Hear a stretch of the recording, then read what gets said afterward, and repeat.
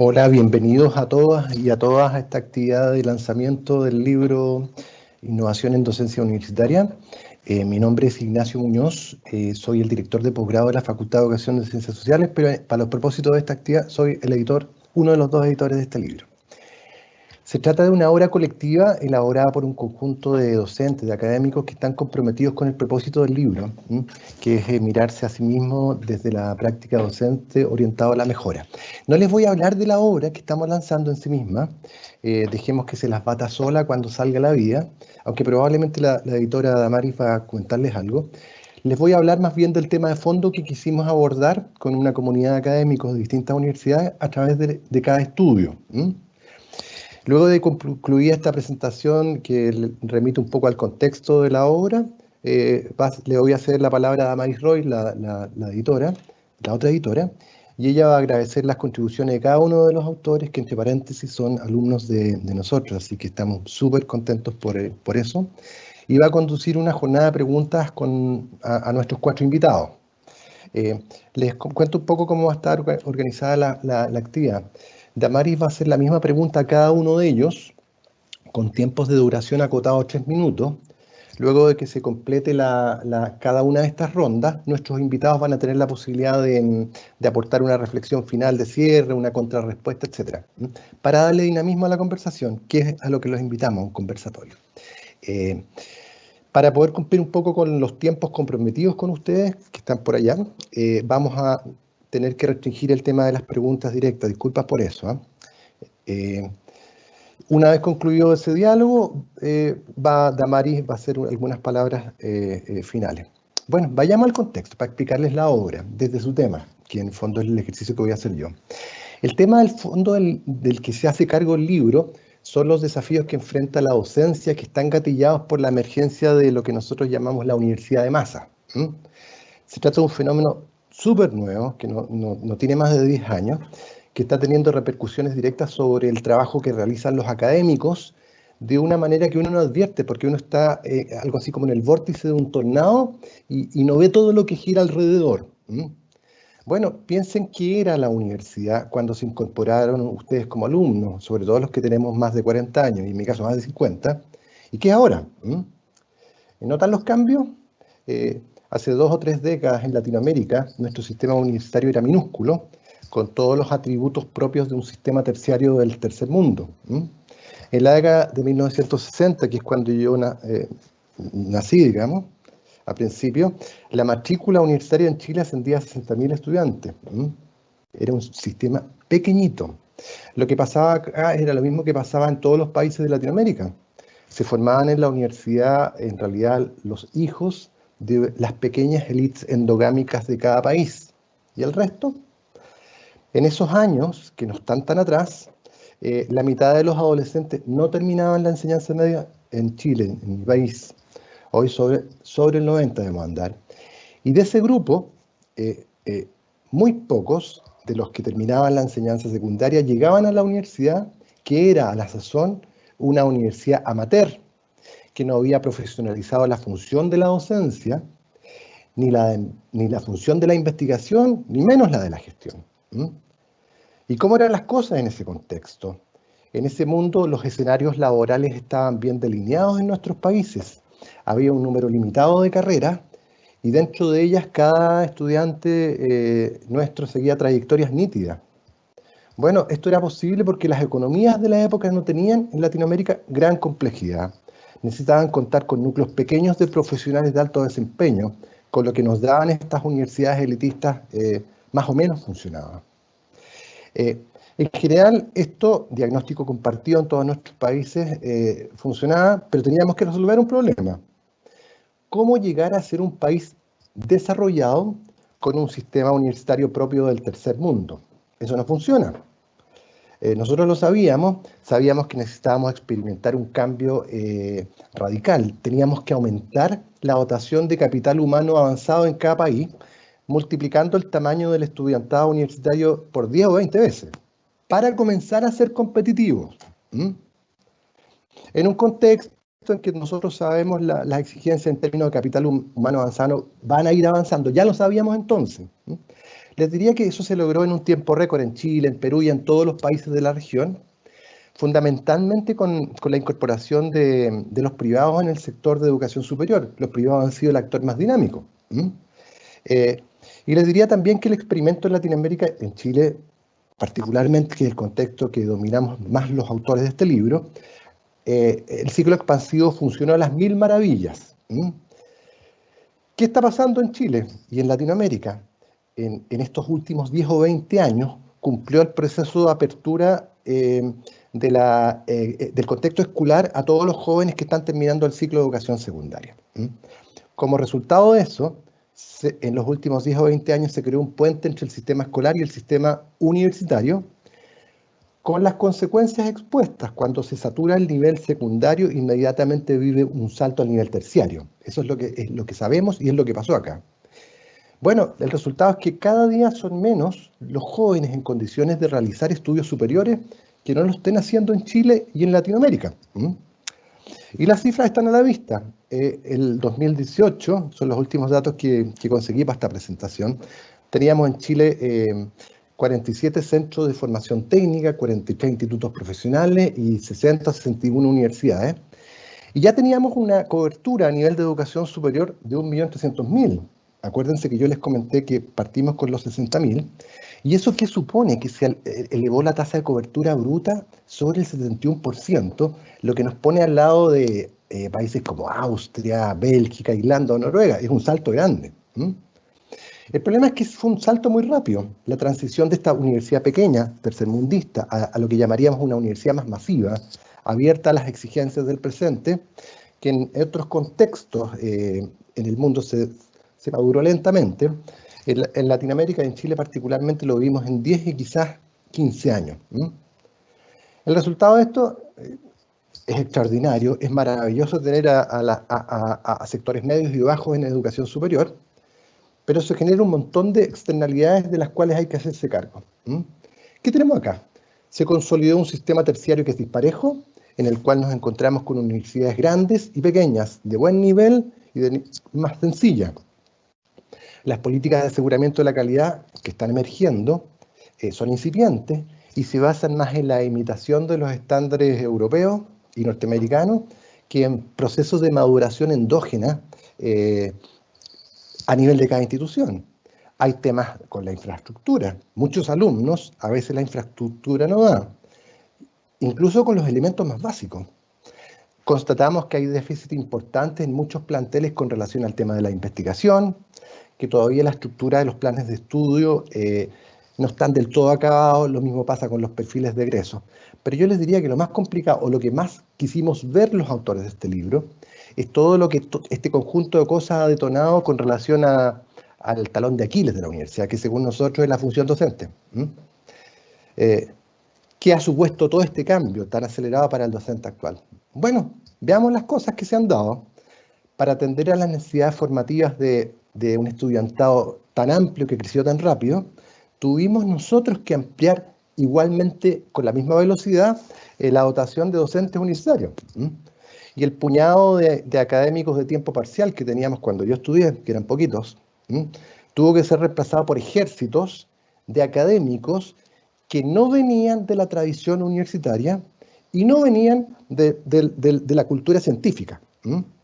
En Latinoamérica lanzamos en todos los países programas de doctorado y postdoctorado como el que seguí yo para generar estos docentes nuevos, pero lo fundamental tuvo que ver con atraer a la educación superior a profesionales destacados de distintas áreas para que aporten desde los ámbitos de la vida más práctica.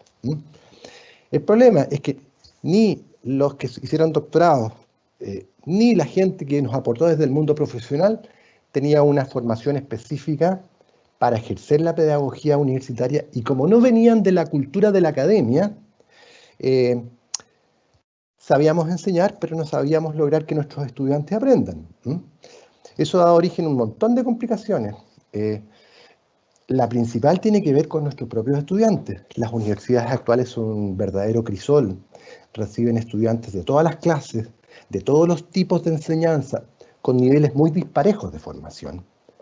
Nos encontramos todavía, fíjense, con un puñado pequeño y selectivo de estudiantado antiguo, ese que llegaba con un capital cultural, altamente motivado, respetuoso de los roles, incluido el del docente, y estudiantes que además aspiraban a seguir una trayectoria profesional de excelencia que estaba orientada por pocas metas. Estos alumnos antiguos tenían un poco claro el futuro. Bueno, hoy día tenemos al lado de ellos jóvenes que vienen con una base de conocimientos, de competencias más limitada, que no cuentan con los fundamentos para seguir una proyección formativa correcta. Y nos encontramos en los últimos años con un tercer grupo que a mí, que trabajo en el área de posgrado, me interesa sobremanera, que son los adultos, gente mayor que ya viene del mundo del trabajo, que se está acercando a la universidad para ampliar un poco sus posibilidades laborales. Entonces, si se fijan en la universidad actual, en la sala de clase, tenemos un estudiantado mucho más diverso que el que confrontó cualquier generación anterior de académicos. Y en términos de lo que pasa en el ecúmene del aula, están todas las complejidades imaginables. Las más difíciles de abordar, insisto, tienen que ver con nuestros alumnos. Son objetivamente menos cultos que los antiguos, leen menos, escriben menos y, lo más complejo, tienen menos cultura rodeándoles en sus familias. Sabemos además, a partir de los estudios, estábamos conversando con los colegas sobre la necesidad de tener estudios de Latinoamérica, porque los datos nuestros muchas veces vienen de Europa y Estados Unidos. Sabemos que están destinando menos horas objetivamente a realizar estudios formales. Sabemos también que son alumnos que tienen una visión sobre el futuro más difusa. Eso se evidencia en las tasas de deserción de primer y sobre todo las de segundo año. A diferencia, como les comentaba, de los alumnos antiguos que eran disciplinados, respetuosos y con metas claras, los jóvenes actuales, les diría, ya no están viendo las carreras universitarias como un camino único, irreversible y seguro, sino más bien como un medio para el despliegue de un proyecto de vida que está más relacionado con la felicidad, el desarrollo personal. Trabajar con ellos no es fácil por un motivo adicional que también está abordado en el libro. Si se fijan, yo les estoy hablando de los temas del libro. Al mismo tiempo que estamos viviendo esta transición de la universidad de élite en una universidad de masa, estamos viviendo el fenómeno de lo que me gusta llamar a mí la domesticación de la academia a partir de los estándares que se definieron en Bolonia. Fíjense qué es lo que nos ha pasado en este tiempo, qué es lo que se espera de nosotros.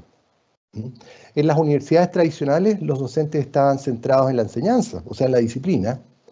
Lo que debían hacer, por lo tanto, es reproducir el contenido tal como lo habían decantado disciplina, sin preocuparse acerca del impacto que esto pudiera tener en la mente y en la vida de los estudiantes.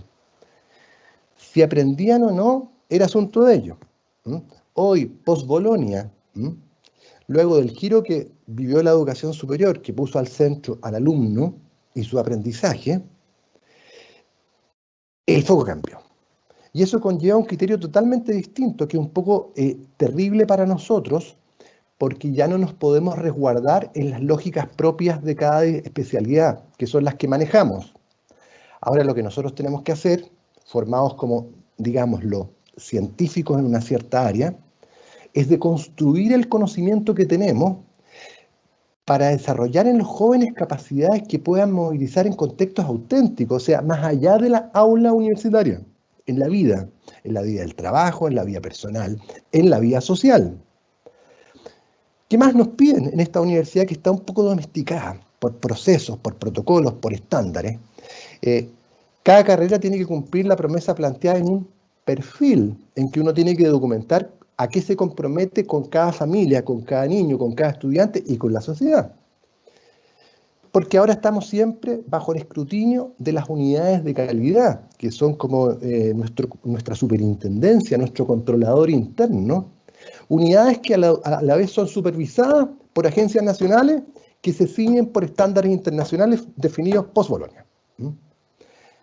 Todo eso implica para nosotros, estimados, una exigencia distinta. Tenemos que responsabilizarnos, y nosotros creemos que es correcto, de los aprendizajes de los estudiantes, pero eso implica, dentro de la sala de clase, hacer todas las cosas de distintas maneras que las que nosotros conocemos. ¿Por qué? Porque es fácil enseñar a un estudiante conocimientos serios de un tema. Usando a Bloom, llegar al nivel de la comprensión es fácil. Pero otra cosa es prepararlos para usar ese conocimiento más allá del aula universitaria, convertidos en desempeños que se hagan concretos en el mundo del trabajo y la vida, lo que les dije recién. Para lograr eso se necesita que se cumplan una serie de condiciones previas, algunas que dependen de nosotros y otras que no.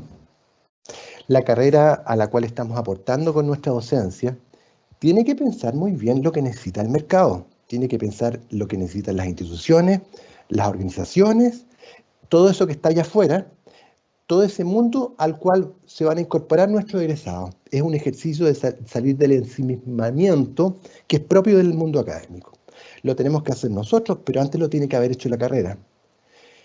Tenemos nosotros que ayudar a que eso se haga bien dentro del perfil de egreso, cuidando que en el detalle cada una de las capacidades que nosotros nos comprometemos a desarrollar en los niños, en los jóvenes, cuando completen ciclos formativos que post-Bolonia son cada vez más cortos. Las carreras eran más extensas, ahora nos están invitando a 4 y luego a 3 años. Pucha, qué difícil es. Esto supone complementar el trabajo que nosotros desarrollamos con los contenidos, que es el ámbito en el cual somos soberanos, con trabajo con los modos de pensar, con los procedimientos que tienen los chicos en la cabeza, con sus actitudes, con sus valores, con todo ese sustrato socioemocional que en la tradición cognitivista del docente universitario están completamente fuera. Nos obliga, pensamos los autores de este libro, a cambiar el modo como enfrentamos nuestras actividades formativas en el lugar donde ejercemos imperio, que es el aula universitaria. En la universidad actual tenemos que cambiar el modo como planificamos las clases. Nosotros las planificamos por objetivos, o sea, las planificamos con relación a lo que eso suponía para nosotros. Ahora la planificación tiene que tener que ver con el itinerario formativo del estudiante. No es planificarnos a nosotros, es planificarlos a ellos. Tenemos que cambiar las estrategias de enseñanza, adoptar las estrategias activas de las cuales todos hablan, pero en la práctica, dentro del aula universitaria, sigue dominando la clásica clase expositiva con más vía que nunca. Tenemos que cambiar sobre todo las estrategias de evaluación, que es el talón de Aquiles del talón de Aquiles. Yo creo que nosotros somos la parte crítica de la universidad actual, los docentes, que es donde estamos más descendidos. Nosotros no sabemos evaluar con un sentido pedagógico, usándola como una herramienta didáctica, sino que la usamos con un propósito de calificación que no genera aprendizaje. Y por último, yo creo que lo más difícil es que esta universidad actual nos obliga a responsabilizarnos de cada uno de los estudiantes que estamos dejando de ingresar en universidades que son cada vez menos selectivas con sus procesos de ingreso. Y eso supone para nosotros, los académicos, entender a quienes tenemos al frente, saber quiénes son, dónde viven, qué piensan, y cuáles son sus estilos de aprendizaje. Tenemos que quererlos también. Nos obliga a, les digo querer porque estamos obligados a cuidarlos, a asegurarnos que ellos no naufraguen en el camino, enseñándoles a aprender a su ritmo, con su estilo y con sus diferencias. Si los dejamos entrar, no es responsabilidad de la universidad, es responsabilidad de nosotros, seguirlos a todos, acompañarlos a todos y hacer que todos aprendan. ¿Cuál es el problema, estimado? Que ninguno de nosotros, sobre todo, les repito, los que pasamos de cierta 40, 50, pensábamos que estas cosas tuvieran que ver con el trabajo del académico. Ninguno de nosotros, en el fondo, está preparado para esto. Entonces, ¿qué es este libro? ¿Qué es este libro que estamos lanzando con este webinar, convocando a académicos también a comentarlo? Bueno, lo escribimos un conjunto de docentes de aula. La mayor parte de ellos participamos en un magíster que se llama Magíster en Docencia para la Educación Superior, que nos sentimos comprometidos a impulsar los cambios que son necesarios para hacer real la promesa que asumimos post-Bolonia, planteándonos una pregunta central: ¿cómo ayudar a establecer el reinado del aprendizaje en la universidad masiva, haciéndonos cargo de la diversidad que hemos permitido. ¿Qué es lo que pensamos nosotros? Nosotros estamos convencidos que la posibilidad de transformar este desafío, que es grande, en una oportunidad para los jóvenes, va a estar radicado en nosotros, los docentes de aula. Va a depender de la imaginación que tengamos para asegurar que se materialicen los cambios en el espacio donde realmente importan, que es el espacio del aprendizaje. Eso es lo que nosotros tratamos de responder desde distintas visiones, desde las visiones de distintos académicos de aula. Nada, pues, por mi lado, en representación de los dos editores, quiero agradecer su presencia, agradecer en particular el entusiasmo de cada uno de los autores del estudio, que transformaron sus propios procesos de autorreflexión en estudios profundos que nos aportan luces a todos y que van a ayudar a enriquecer las prácticas profesionales de los colegas. Eso, así que muchas gracias a todos por estar ahí, aunque no los veo.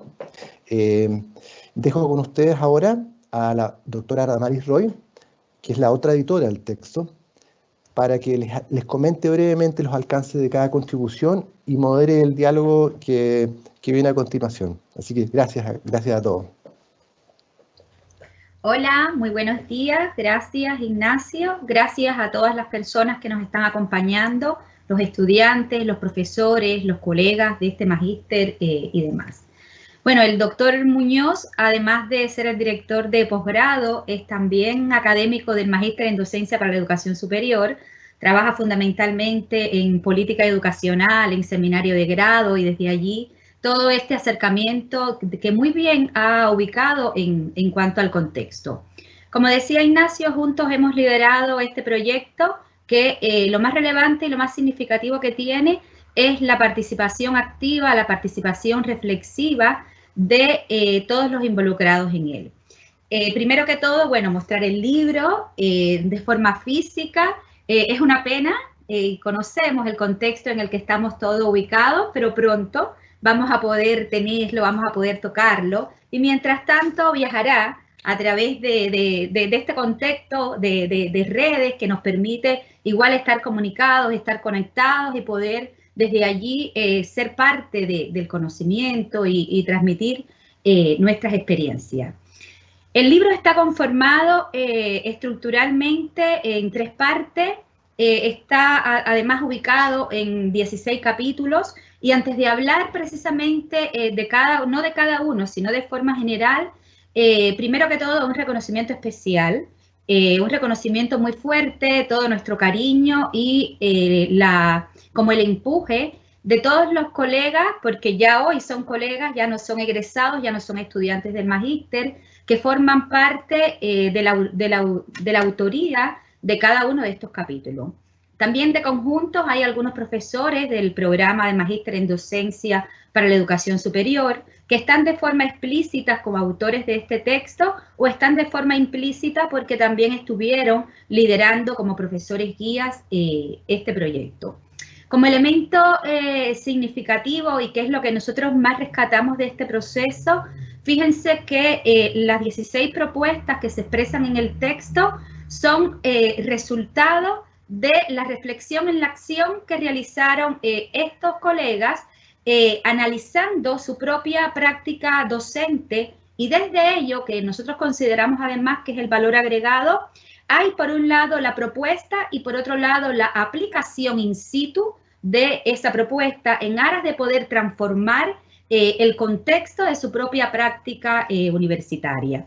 Indiscutiblemente eso es un valioso aporte a uno de los elementos que estamos ubicando, Ignacio, en el contexto. Cómo como docentes universitarios nos vamos mirando, cómo vamos reflexionando nuestra práctica y sobre todo desde allí también cómo vamos haciendo un análisis crítico que nos permita indiscutiblemente ir tomando reflexiones y ir desarrollando este proceso innovativo de cambio que requiere la universidad actual.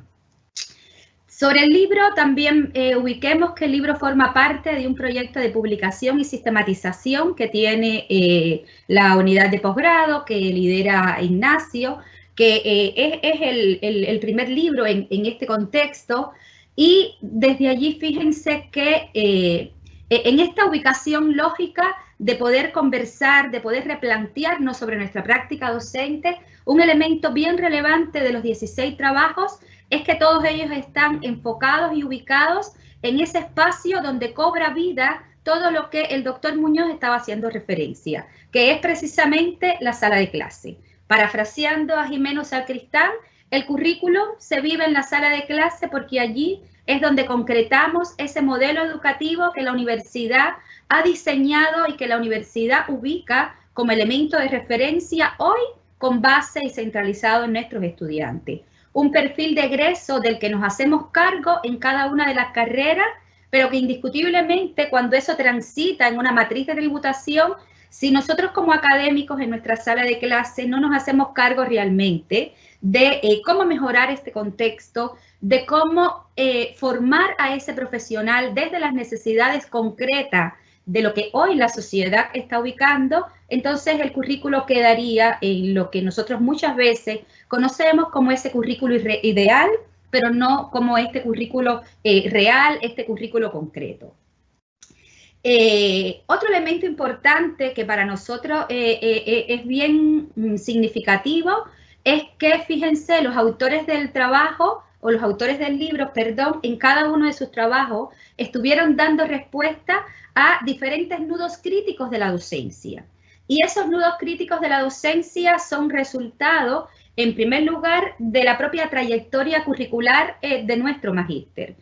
En el tránsito por las diferentes asignaturas, los estudiantes se van enfrentando a problemas profesionales que están contextualizados en cada una de las semanas, en el caso de nuestra modalidad online, y desde allí, de forma in situ, van resolviendo, van planteándose, van reflexionando sobre lo que hacen, sobre lo que hoy estamos ubicando de actualización en el contexto teórico, y desde allí siempre van proponiendo acciones, planificando, diseñando, lo cual les permite poder llegar a la actividad de finalización en un contexto de identificación desde su propio contexto, valga la redundancia, a dónde estarían aquellos aspectos en los que trabajarían, en los cuales podrían indiscutiblemente aportar. A través de los capítulos del libro hay diferentes desafíos que hemos tratado, o no que hemos tratado, que se dan respuesta en ellos.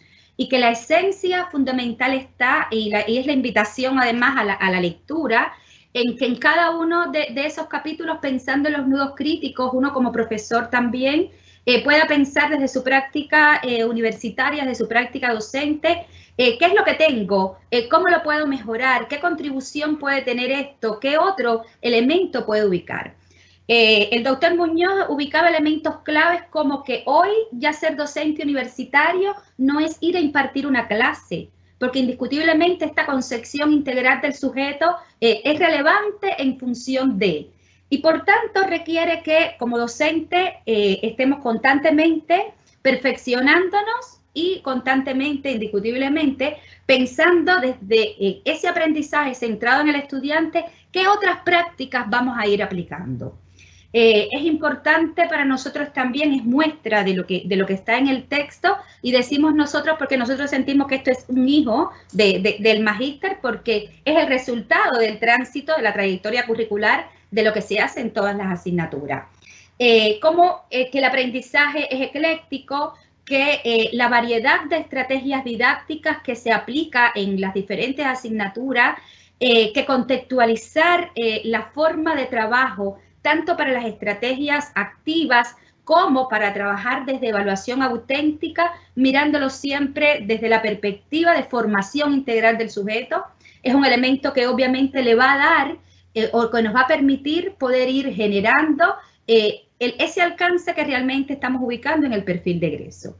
Y hay un elemento importante también que nosotros consideramos que es un valor agregado también del libro, que es que hay 3 trabajos que están centrados en el clima de la docencia en el aula, en ese clima favorable, en cómo tenemos en cuenta la diversidad, ubicando desde, no como pauta, sino como referencia, el valor de los estilos de aprendizaje para desde allí generar y potenciar estrategias que le permitan a los estudiantes desde su procesamiento cognitivo poder implementarse y poder abarcar todo el proceso de aprendizaje como gestores que ellos son. Y el otro elemento que hay también un trabajo que hace referencia a cómo somos también tutores, somos también acompañadores o realizamos este acompañamiento de acercamiento a nuestros estudiantes en función de esta interacción multidireccional que hoy tenemos que vivir en la sala de clase. Entonces, desde allí, bueno, es la invitación a la lectura del libro, la invitación a la reflexión en el libro, la invitación a los estudiantes que hoy están visualizando y que después van también a ver esta transmisión, a que pensemos constantemente en cómo ir ubicando cuáles son aquellos nudos críticos, porque son indiscutiblemente los que nos permiten crecer. De forma concreta, el libro está estructurado en 3 partes. Una primera parte donde ambos editores ubicamos un estudio introductorio sobre este contexto de la universidad y obviamente el contexto que le dio vida al libro, que es precisamente el propio trabajo de titulación del Magíster en Docencia para la Educación Superior.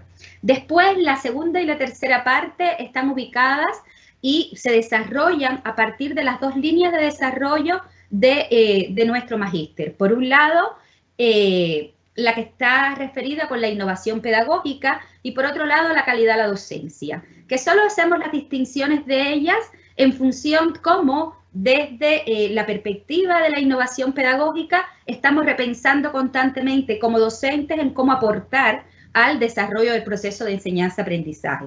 Y desde la perspectiva de la calidad de la docencia, cómo abordar, cómo trabajar, cómo potenciar ese desarrollo integral de nuestros estudiantes que son nuestra esencia.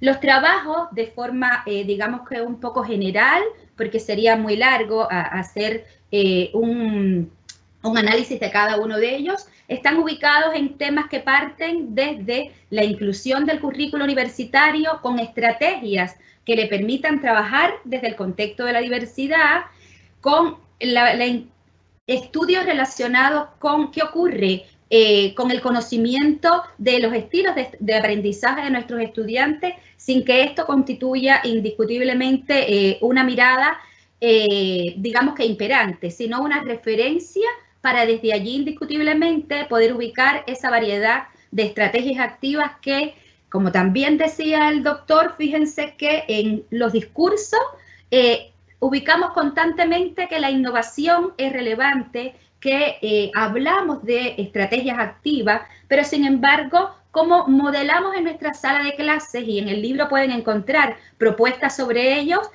cómo se trabaja o cómo desde varias asignaturas trabajan estudios de caso, trabajan simulación clínica, tanto y trabajan además procesos de o implementación de la estrategia de portafolio. Tenemos algunos estudios que también están basados en estas estrategias, mirando estas asignaturas críticas, que indiscutiblemente, pensando en nudos críticos de la docencia universitaria, ahí estaríamos hablando de retención. Tenemos trabajos donde sus estrategias están centrados en los ciclos formativos que tienen los planes de estudio y, por tanto, el ciclo intermedio y el ciclo final, mirando, por tanto, desde esta concepción, desde competencia, lo cual nos permite indiscutiblemente centrarnos en esa trayectoria formativa de nuestro estudiante que indiscutiblemente es la base. Hay 2 textos o 2 capítulos que están relacionados de forma concreta a la evaluación auténtica, desde esa mirada reflexiva, no mirándola, como muy bien decía Ignacio, desde la calificación, sino situada en ese proceso reflexivo, en ese proceso de retroalimentación, de mejora, que me permita indiscutiblemente poder transformar y poder mejorar mi proceso de aprendizaje. Bueno, la invitación una vez más a leerlo, a compartirlo, a reflexionar. Compartimos con ustedes también el compromiso de que ya estamos en un segundo proceso de edición con un nuevo libro que en este contexto vamos a trabajar sobre la implementación de diferentes estrategias, pero desde el espacio virtual, desde el aula universitaria, indiscutiblemente dando respuesta a estos elementos de nudo crítico de la docencia.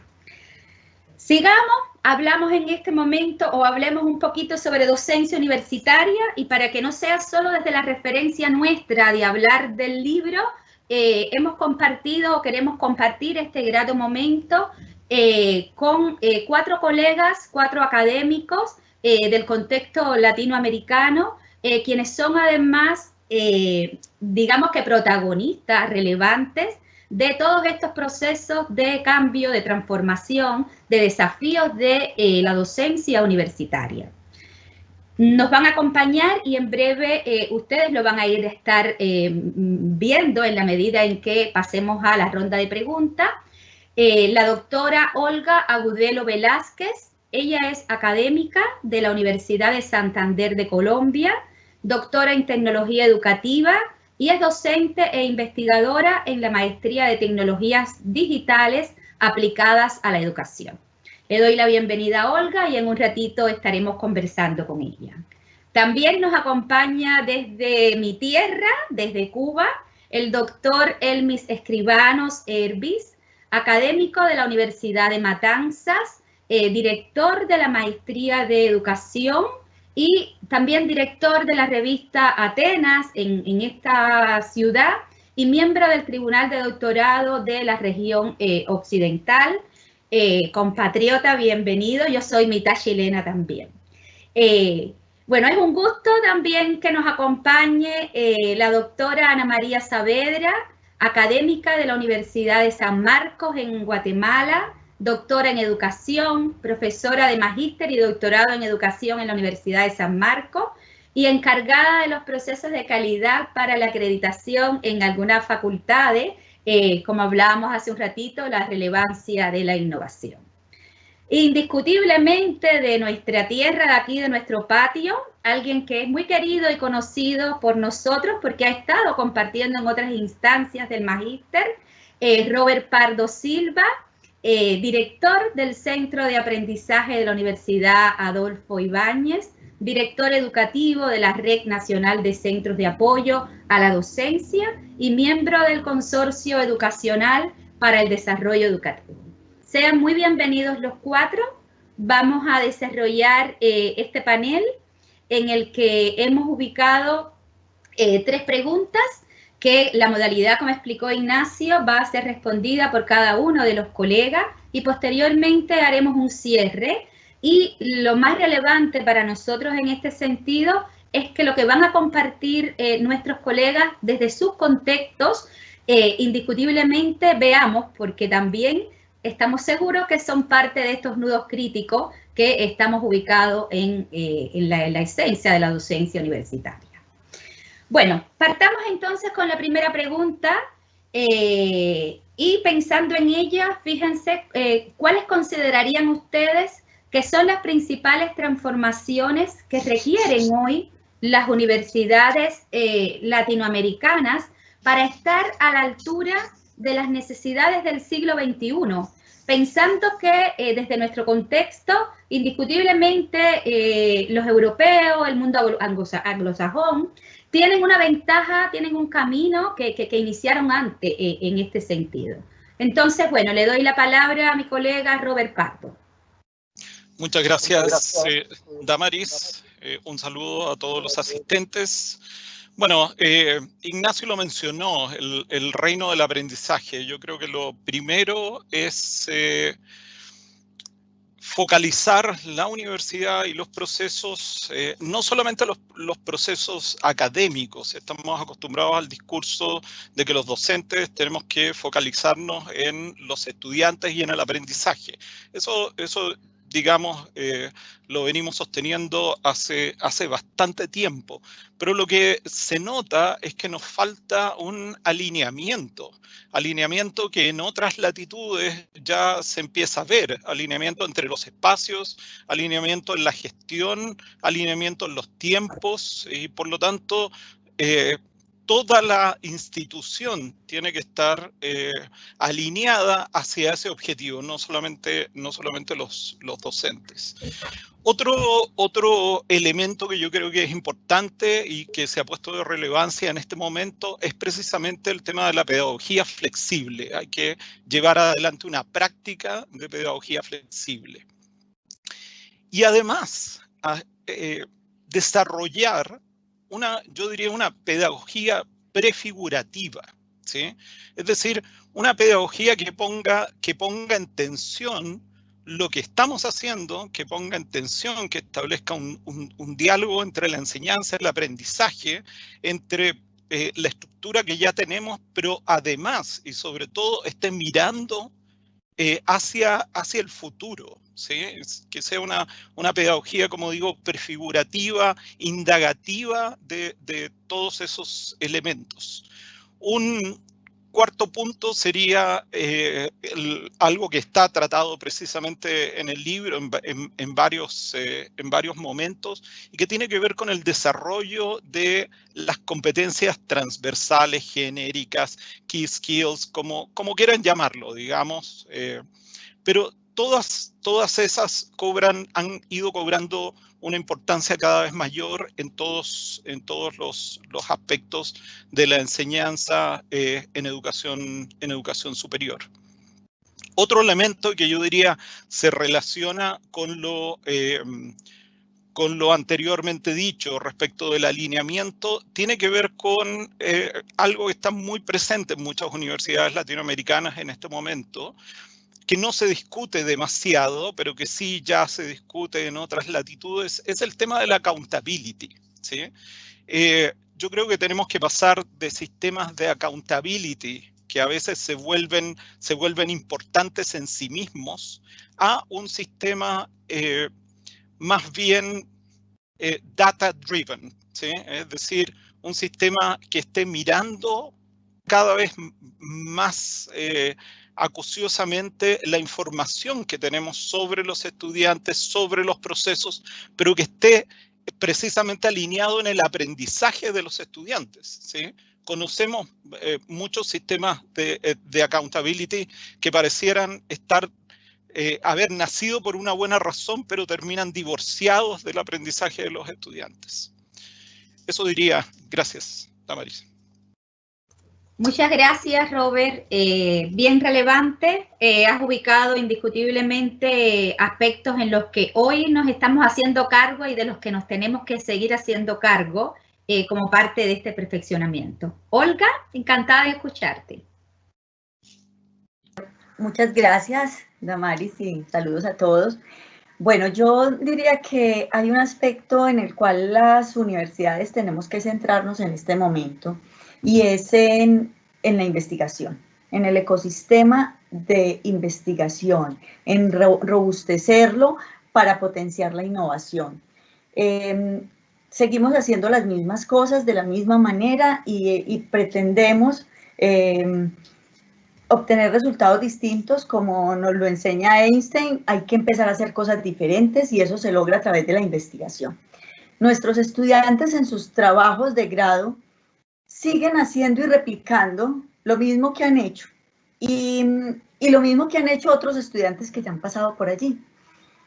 Qué bueno sería que empezáramos a investigar sin el temor a los resultados, porque muchos de nuestros estudiantes, cuando empiezan sus trabajos de grado, su proyecto de investigación, ya tienen claros los resultados que van a obtener. Y si no los tienen claros, mejor no se meten por ese lado, porque qué tal que no resulte. Y eso es parte de la investigación y es parte de la innovación, equivocarnos, aprender cómo no se hace de 1000 maneras antes de aprender cómo sí se hacía. No todas las experiencias que hacemos en educación tienen que ser exitosas.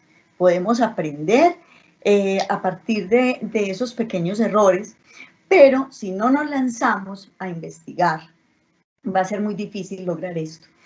Otro aspecto al que me refiero con robustecer el ecosistema de investigación es que los trabajos de grado, los proyectos de investigación que hacen nuestros estudiantes son islas están desligados. Ellos van en un proceso de la formación como grupo, como colectivo, y llegan a un momento en donde empiezan su proyecto de investigación con 1 o 2 compañeros y son ellos solitos. Obviamente se les exigen algunas publicaciones y esto es muy bueno, aplaudo el ejercicio de la escritura del libro donde se les invitó a estos estudiantes a escribir y a divulgar sus prácticas. Eso es parte del ecosistema de investigación, pero me parece que hace falta algo que genere un engranaje entre la investigación formativa, ese proyecto de grado que ellos están desarrollando, con unos proyectos de investigación mayores. Por ejemplo, los proyectos de investigación gruesos, grandes, de los grupos de investigación de la universidad, en donde se retome a nuestros estudiantes, se les den esas pequeñas acciones que ellos pueden desarrollar, que ellos pueden implementar en sus aulas, que pueden recoger información y que pueden entrar a ser parte de un gran proyecto de investigación de la universidad, en donde su proyecto como tal, como lo hubiera hecho él aislado, no va a quedar reposando en su página personal, sino que va a ser parte de unas grandes publicaciones, de una investigación mucho mayor, que va a tener un impacto académico muy, muy superior. Gracias. Muchas gracias, Olga. Has ubicado un tema bien relevante desde la concepción también de la docencia, que es indiscutiblemente mirar la investigación desde la reflexión, centrándonos en la creatividad y resaltando desde allí algo que también en investigación, pensando en docencia, decimos que es investigación por encargo. Cómo abordar también que aquellos trabajos que realizan nuestros estudiantes estén, como tú dices, en un macrosistema o en un contexto de sistematización con otros o de integración con otros que nos permita indiscutiblemente poder seguir conociéndonos y profundizándonos en este aspecto. Muchas gracias. Mi colega Elmis Escribano va a hacer referencia. Sí. Adelante. Bueno, cómo no, muchas gracias. Bueno, ante todo, agradezco la invitación a participar de este webinar, en particular a la doctora Damaris Roy y bueno, al doctor Ignacio Muñoz también, por compartir con ustedes este espacio genuino de colaboración profesional. Muy agradecido. Bueno, creo que en el orden de los cambios que requiere la universidad contemporánea, yo sitúo uno primario, que es vamos a decir que es un cambio de política universitaria a nivel macro, y lo defino como el aseguramiento de la calidad. O sea, para mí es una cuestión primaria.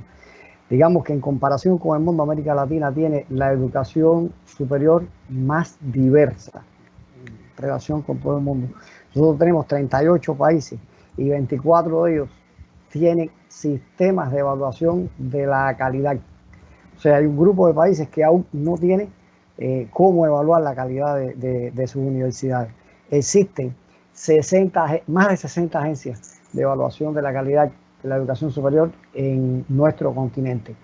Y es un dato singular que la mayor parte de esas 60 agencias fueron constituidas en 2000, o sea, del año 2000 hacia acá. O sea que la experiencia que estamos teniendo nosotros en materia de evaluación y acreditación universitaria es muy joven e inicial en este sentido.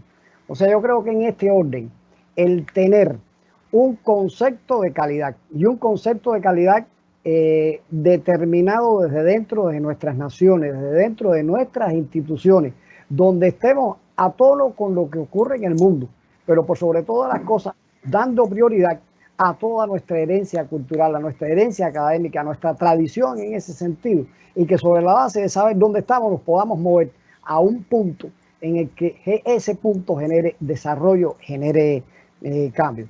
Este establecimiento de un concepto de calidad, por supuesto, iría acompañado de elementos de carácter metodológico, instrumental, como el hecho de tener patrones, como el hecho de tener guías, de tener reglamentos, donde todo esto nos lleve a propiciar una movilidad en función de la calidad de los programas y de las instituciones de educación superior.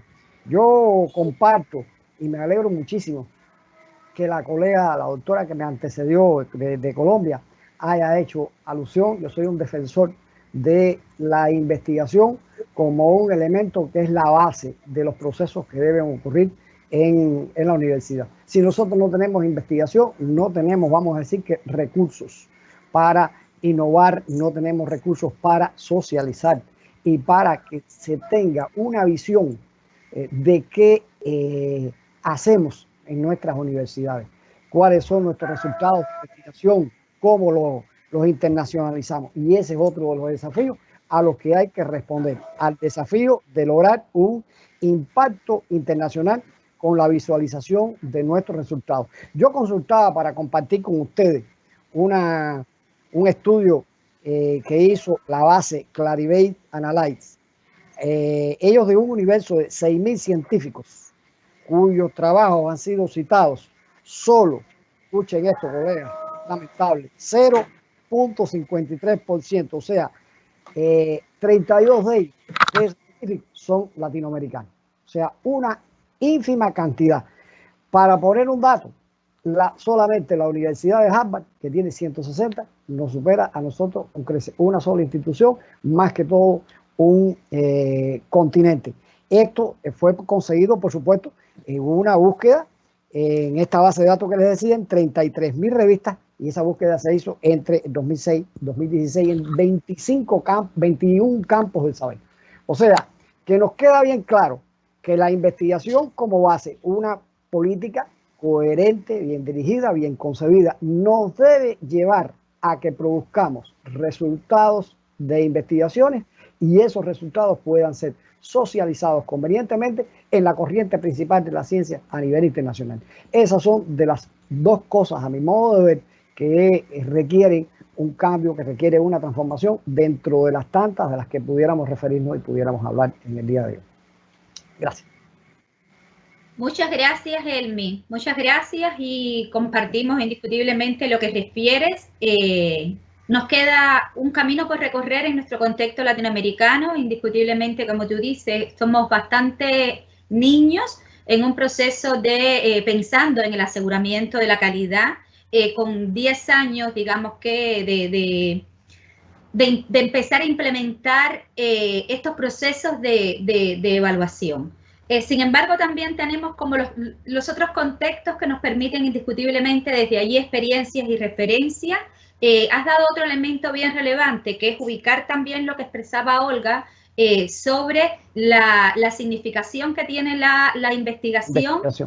Y para nosotros, indiscutiblemente, la investigación desde cómo ella constituye esa práctica relevante de lo que hacemos en la sala de clase. Esa investigación centrada en mi propio proceso de docente, en mi propio desarrollo profesional, porque indiscutiblemente desde allí hay dos caminos estoy mirando yo. Por un lado, la referencia que le estamos dando al estudiante para que él mire como modelo de cómo, situándose en la identificación de problemas, llega a las soluciones de estos por la vía científica, y por otro lado, para integrarlos en digamos, en estos proyectos que debemos ubicar que nos permitan tener avances concretos en nuestros contextos. Así que muchas gracias y le doy la palabra ahora a la doctora Ana María.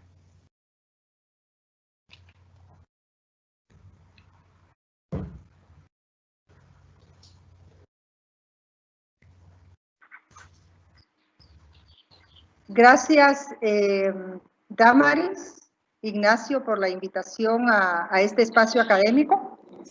Respecto a la pregunta, ¿cuáles son las principales transformaciones? Los colegas que me han antecedido han dicho cosas muy puntuales e importantes. Yo quiero aportar desde mi experiencia de trabajo en la Universidad de San Carlos de Guatemala, una universidad con más de 300 años de fundación, ¿verdad? Que la formación pedagógica del profesorado debe de ser un eje de transformación, porque el profesor tiene una especialidad pero el ejercicio docente es una profesión y la mediación pedagógica de los contenidos es importante para la construcción de un aprendizaje. Otra de las acciones que yo considero importantes es implementar los programas de tutoría. Tutoría como acompañamiento al estudiante para conocer debilidades y fortalezas y apoyarle, indicarle que en ese progreso hay errores y entender que del error se aprende. Son oportunidades que le brindan al profesor y al estudiante para diseñar nuevas estrategias y atender el desarrollo de las competencias. Es importante también como una propuesta de transformación que el profesorado conozca el proyecto curricular de la carrera. Si no lo conoce, no, o si lo hace, diseña su planificación en función de objetivos, quizá para él, pero no en función de acercarse al desarrollo de los aspectos definidos en el perfil de egreso de las carreras. En estos momentos es importante educar para el cambio y la incertidumbre. Hay que hacer una revolución del pensamiento. Un saber parcelado, dividido, reduccionista, no ayuda en estos momentos en el siglo XXI. La integración de saberes para el desarrollo de actividades, problemas profesionales y de la vida cotidiana, es necesario esa integración. Entender que la incertidumbre puede utilizarse como una creatividad. Es importante la vinculación de la teoría con la práctica. Basta de teorización. La teorización es importante, pero se queda muy baja si no hay una aplicación.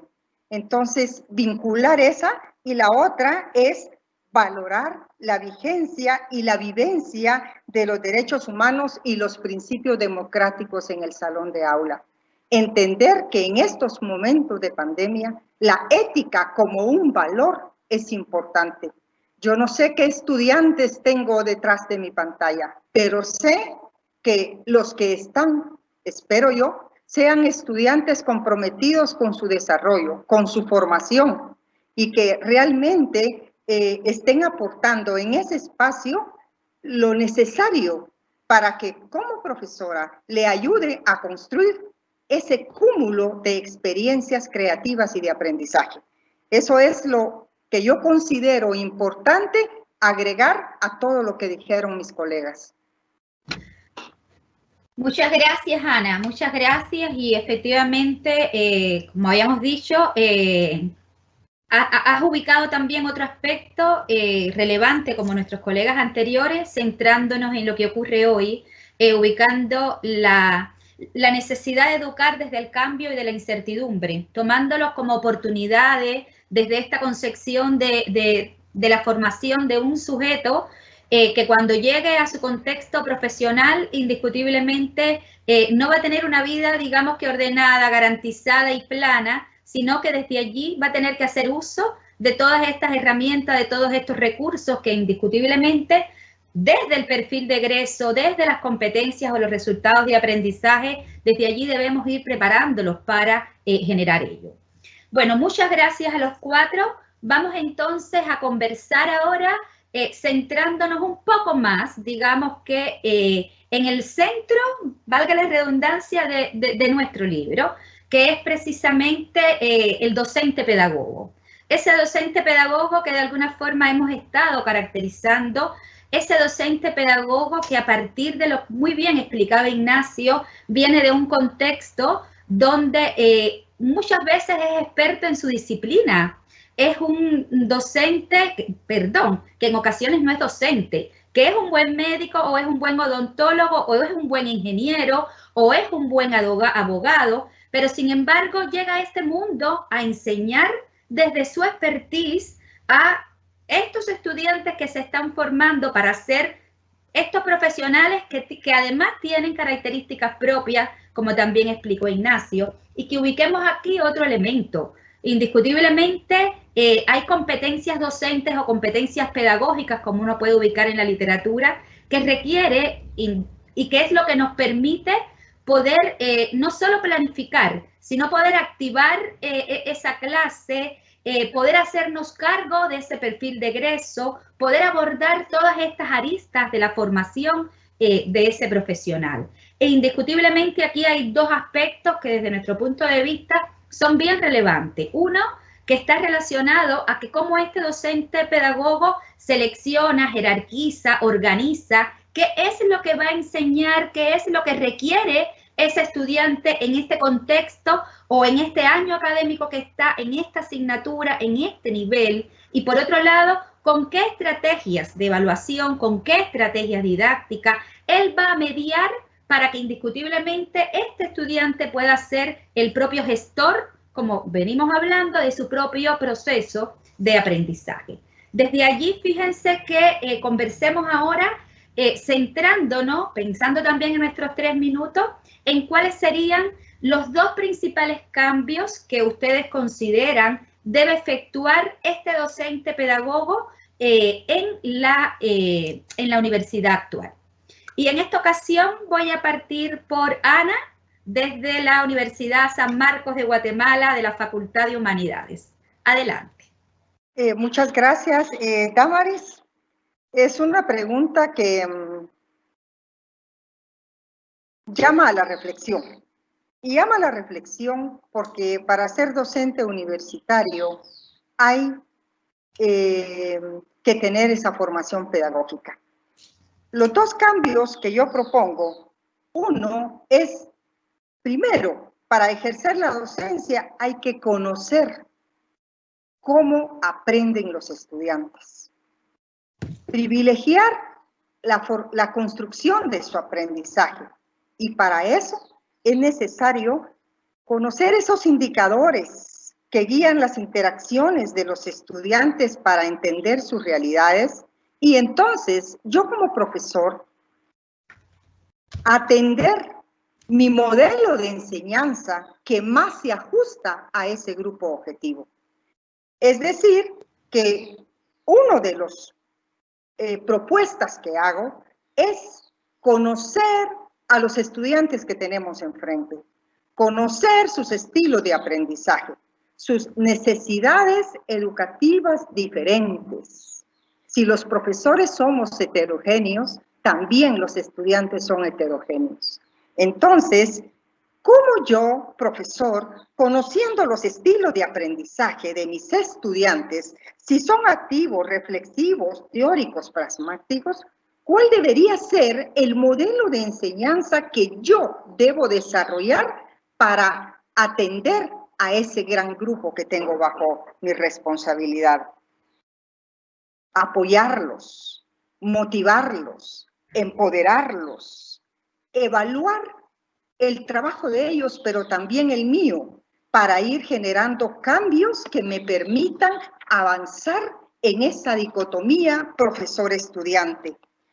Y la segunda propuesta es implementar diferentes estrategias para los estudiantes y llegar a conocer su progreso y actuar determinante en búsqueda de una evaluación que permita reflexionar a ellos como estudiantes y a mí como profesor, para que juntos lleguemos a desarrollar las competencias que las asignaturas y que el proyecto de carrera ha definido en el perfil de egreso.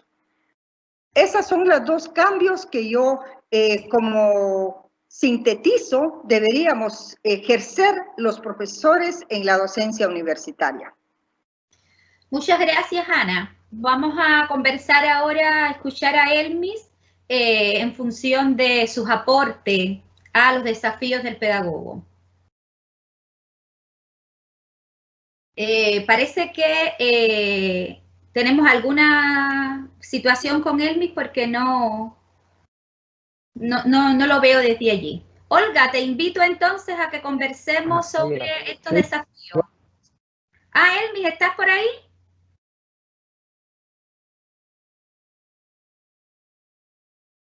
Sí. Sí, yo lo veo. Aló, Elmis, ¿nos escuchas? Sí. Adelante, adelante. Sí, te escucho. Perfecto. Bueno, mira, decía que hace un rato estuve mostrando algunas informaciones de elementos actuales. Ahora voy a ir un poco más atrás y voy a ir a hace 120 años. Un cubano genial realizó la primera reforma universitaria que se venga a los en Cuba. O sea, en el año 1900, Enrique José Baró escribió: nuestros profesores debían ser solamente profesores, serlo en sentido moderno, hombres dedicados a enseñar cómo se aprende, cómo se consulta, cómo se investiga. Hombres que provoquen y ayuden en el trabajo del estudiante. No hombres que den recetas de fórmula a que quieran aprender en Elmis, buenas, ¿me escuchas? tiempo la menor cantidad de una universidad.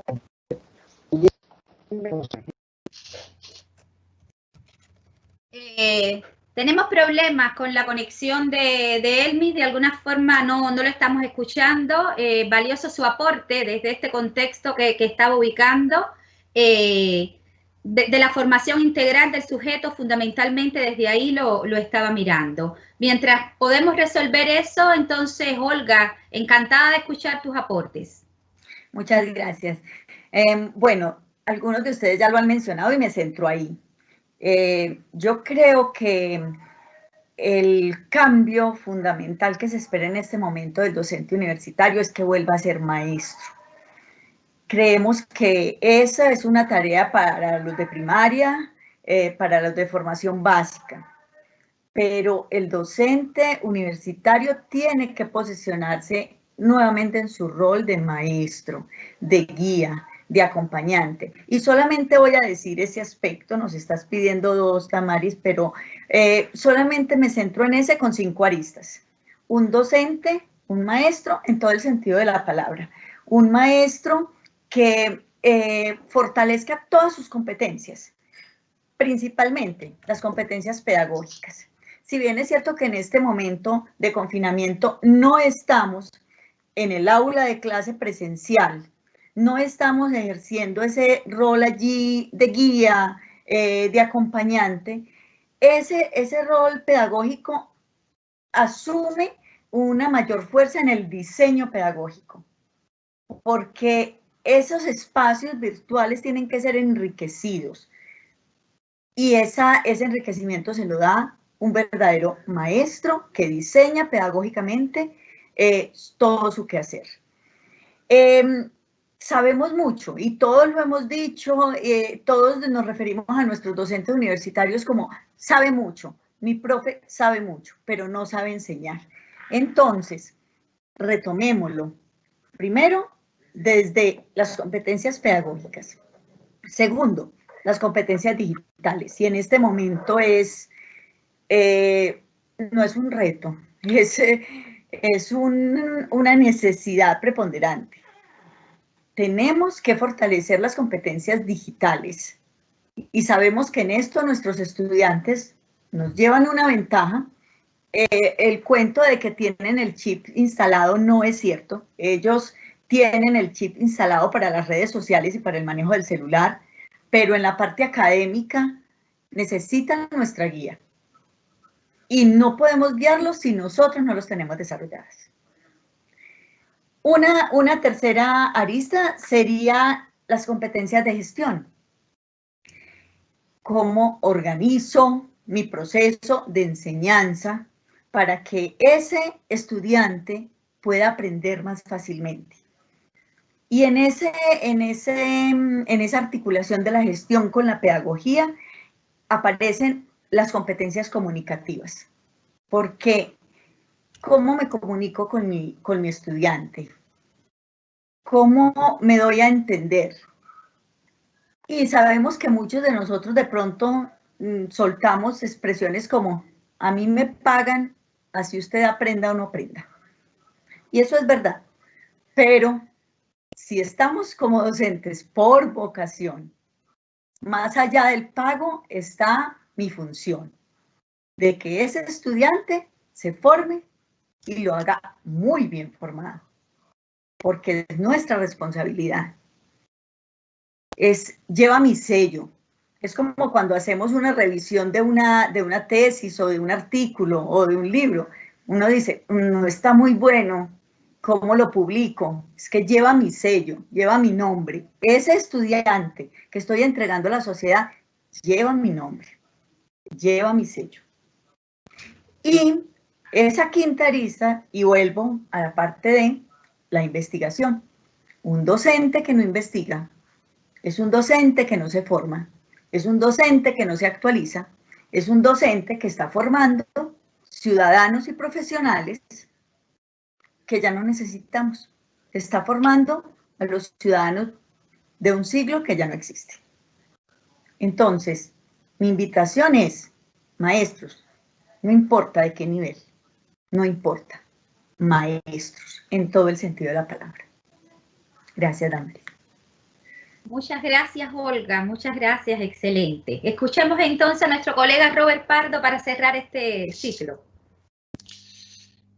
Creo que respondiendo a esta pregunta, me da la impresión que estamos bastante alineados en nuestras visiones. A mí me parece que la idea del maestro, la idea de un docente educador, a veces en educación superior, la parte de educación tiende como a perderse, y a veces también nos concentramos muchísimo en aquellas habilidades que son más bien cognitivas, y nos olvidamos de algo que la pandemia puso en bastante relevancia y que tiene que ver con lo emocional, tiene que ver con la empatía, tiene que ver con el cuidado por el otro, tiene que ver con la vinculación, tiene que ver con lo que decían las colegas, tiene que ver con conocer al otro, con apreciar al otro como un otro que está haciendo un esfuerzo, particularmente en estas condiciones también, un esfuerzo grande por aprender.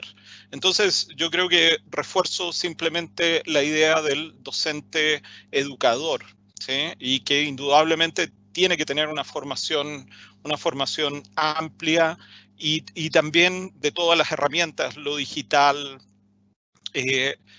Particularmente a mí en lo personal me parece muy necesario que los docentes universitarios no solamente sepan de docencia universitaria, sepan de aprendizaje, ¿sí? Es decir, ¿por qué? Porque cada vez en esta idea de la apertura, en esta idea de la flexibilidad de la pedagogía universitaria, los ámbitos formales e informales empiezan a combinarse. Entonces, ya no basta solamente saber una didáctica específica o algo que esté centrado en un laboratorio o en un espacio definido, sino que tiene que ser mucho más amplia, y las ciencias del aprendizaje, Learning Sciences, nos ayudan en eso. Otro ya que eran dos puntos, yo creo que un énfasis que también se puso de cierta manera, pero yo lo remarco mucho más, es el tema del docente diseñador. Y ahí rescato una visión de una educadora inglesa, Diane Laudrillard, que ella habla de la docencia como una profesión de diseño, ¿sí? Ella tiene todo un trabajo alrededor de eso, publicaciones también, pero lo que se rescata allí es que cada vez mirada esta complejidad de espacios, de entornos, de plataformas, de etcétera, etcétera, bueno, la visión de un docente diseñador y que además las instituciones reconozcan ese espacio también para el diseño, también es importante el reflexionar, el pensar en los diseños antes de su ejecución. Así que, en resumen, refuerzo lo de docente educador y lo de docente diseñador. Muchas gracias, Robert. No sé si en síntesis, pero fíjense que en los 4 contextos o en los 3 contextos nos pudimos escuchar bien a Elmis, hemos coincidido con lo que va refiriendo también la literatura sobre las competencias docentes. Y en un elemento bien relevante, los 3 han ubicado como aspecto distintivo este docente educador. E Ignacio, cuando hacía su presentación, explicitaba esta necesidad de esta formación integral de ese profesional que, a diferencia, y como muy bien decía Olga en un momento, ya no estamos enseñando para un siglo. Estamos enseñando, sí, para un siglo, pero para este siglo XXI, con nuevas exigencias, con nuevas características, en un contexto, como hemos hablado, de incertidumbre, pero de incertidumbre desde la indagación, desde la creatividad, desde la diversidad, desde el acercamiento al sujeto, porque acá hay también un elemento que confluye fuertemente. Y es que también los estudios desde la neurociencia nos permiten ubicar con más fuerza hoy la relevancia que tiene esta concepción integral en el sujeto, mirándolo desde lo social, desde lo afectivo, desde lo cognitivo, desde lo emocional, y por ende somos ese todo único, que llegamos y que desde allí estamos haciendo un reflejo no solo de lo que pensamos en otros contextos o en otros momentos, que hacíamos una transmisión de conocimiento. Como muy bien ustedes dicen, hoy estamos hablando de activación y de construcción de conocimiento. Así que muchas gracias. Vamos entonces a conversar sobre algo que hoy está en la mesa de todos y que está en la mesa de todos porque nos ha impactado en todas las aristas de la vida. Estamos en medio de una situación sanitaria emergente a nivel internacional, que ha tenido indiscutiblemente, como les decía ahora, un impacto en todos los aspectos, en lo social, en lo emocional, en lo económico, pero sin embargo también favorece algunos elementos, como por ejemplo esto que estamos realizando ahora, de este trabajo colaborativo desde diferentes contextos y que nos permite conversar. Ahora, ¿cómo ha impactado este escenario del COVID-19? ¿Cómo ha impactado en la docencia cuando indiscutiblemente nuestra profesión tiene una construcción social por excelencia? Porque indiscutiblemente, mirándolo desde el aprendizaje, podemos hablar o nos comunicamos desde nuestra individualización cuando nosotros cognitivamente hacemos esta reflexión, pero el aprendizaje se procesa, el aprendizaje se viabiliza, él se fomenta desde lo social. Entonces, desde allí conversemos un poquito. ¿Qué piensan ustedes en cómo va a cambiar la implementación de la docencia posterior a que pasemos esta etapa? Y en esta ocasión, entonces, iniciamos por Olga, desde la Universidad de Santander en Colombia. Bueno, lo primero que yo pienso es, por Dios, que sí cambie algo. Todos dicen que regresemos ya a la normalidad. Yo oro para que no regresemos a la misma normalidad. Regresemos, sobre todo en docencia, hablando de educación, regresemos a una nueva normalidad. Soy del campo de la tecnología educativa y la educación virtual, la tecnología, han sido muy mitificadas. Están cursando proyectos en los gobiernos para prohibir los celulares en las aulas, para prohibir la tecnología de cierta manera. En ciertos colegios están cerradas los canales a YouTube, a las redes sociales. O sea, hay una cantidad de mitos en torno a la tecnología. Y de un momento a otro ya no es no lleves el celular a clase, sino quédate en casa y estudia con el celular. Se nos cambió todo. Yo esperaría que pospandemia no volvamos a la normalidad. Yo esperaría, y contextualizados en Chile, yo pienso en Chile y pienso en cóctel, en un cóctel bien interesante entre tecnología y metodología. Cuando empezó la pandemia, nos inundaron a los docentes con esta herramienta, esta otra, use esta, y empezamos como locos los docentes a usar cuanta aplicación y cuanta herramienta nos daban. Y por un momento, como que la pedagogía, la metodología se diluyó. Yo pienso que tiene que ser un cóctel muy bien equilibrado. Esta herramienta sí, pero ¿para qué? O sea, ¿en qué me está aportando en ese proceso de aprendizaje? Entonces, combinemos adecuadamente la metodología, y ahorita lo hablaba un compañero, metodologías activas, priorizando flexibilidad y autonomía, porque nos quedó claro que necesitamos autonomía escolar. Nuestros estudiantes no saben aprender solos. Entonces, prioricemos la flexibilidad, prioricemos la autonomía y hagamos un cóctel pospandemia. Un cóctel tecnología, metodología muy bien equilibrado, donde sea la tecnología la que esté al servicio de la metodología, pero que no perdamos ese hilo pedagógico que traemos, no perdamos el norte. Nosotros debemos seguir un proceso metodológico, un proceso pedagógico, priorizarlo, y allí hay una serie de herramientas que me sirven o no en determinado momento. La tecnología tiene que entrar ahora a las aulas, pero de la mejor manera. Gracias. Muchas gracias, Olga. Completamente de acuerdo. No podemos tecnologizar el proceso educativo, sino que la esencia debe estar que desde nuestro propio contexto pedagógico utilizamos la tecnología como herramienta que facilita y permite además la construcción del aprendizaje. Así que muy bueno tu aporte. Bueno, en este momento conversemos con Robert, a ver qué piensa sobre estos elementos post-pandemia. Post-pandemia, mira, yo creo que para mí hay dos posibilidades post-pandemia.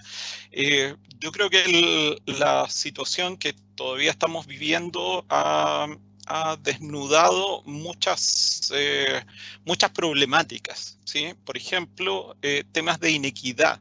La mayor parte de las instituciones educativas no sabíamos exactamente cuáles eran las condiciones de aprendizaje de nuestros estudiantes, por un lado, ni tampoco sus espacios de aprendizaje. Se asumían por allí muchas cosas. Tampoco lo sabíamos respecto de los docentes, ¿sí?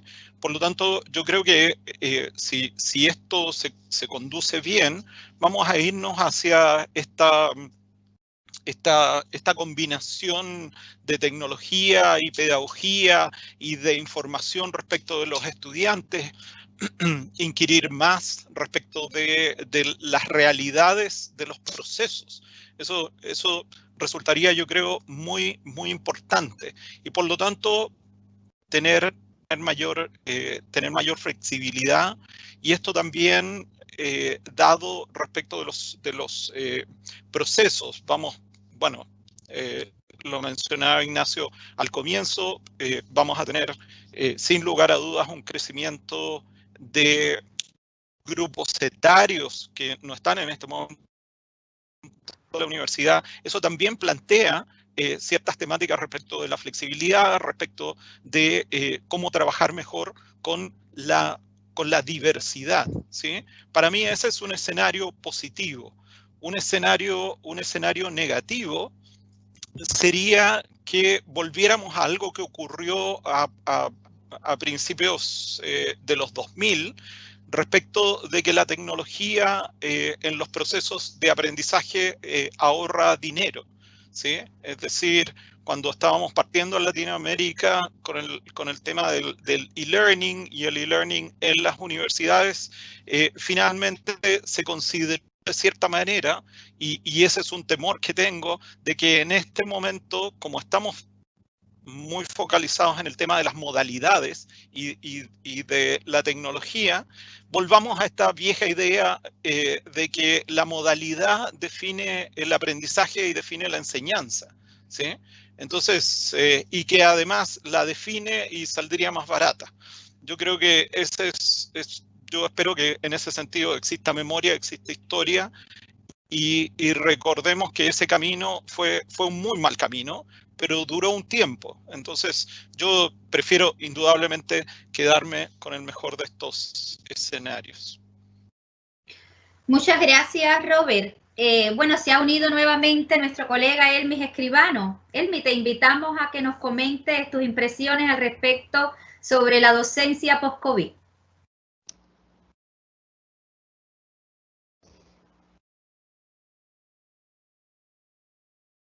¿Sí? ¿Me escuchan? Ajá. Bueno, nada, tomo un precepto de José Martí que dice: la educación ha de ir a donde va la vida. Y si hay cambios en la vida y si hay cambios en la cultura, en la ciencia y en la tecnología, por supuesto, esos cambios han de impactar en la escuela y han de impactar en la educación.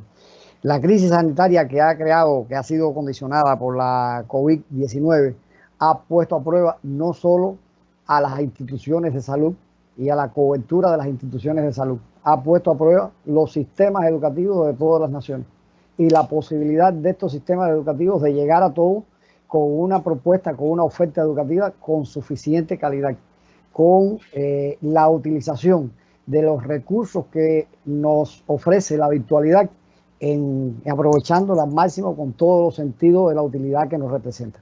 Yo creo que un cambio esencial que tiene que ocurrir en este orden es que tengamos modelos pedagógicos en nuestras universidades y modelos pedagógicos que nos permitan utilizar todas estas herramientas tecnológicas con el máximo de efectividad, con un concepto claro, con una